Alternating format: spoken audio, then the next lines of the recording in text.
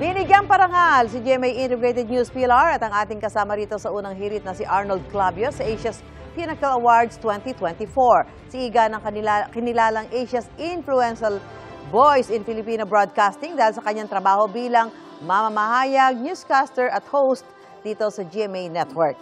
Kinikilala sa Asia's Pinnacle Awards ang mga tao at organisasyong may malalaking ambag at impact sa negosyo, public service at entertainment. Pinipili sila ng Executive Council na binubuo ng ilang industry leaders, pati ang mga dati at kasalukuyang opisyal ng gobyerno.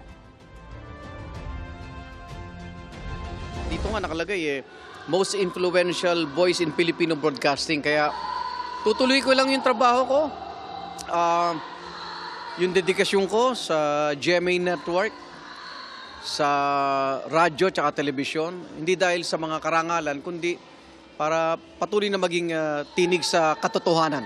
Ito yung magsisilbing inspirasyon na lalo mo pang galingan yung ginagawa mo ngayon sa GMA Network.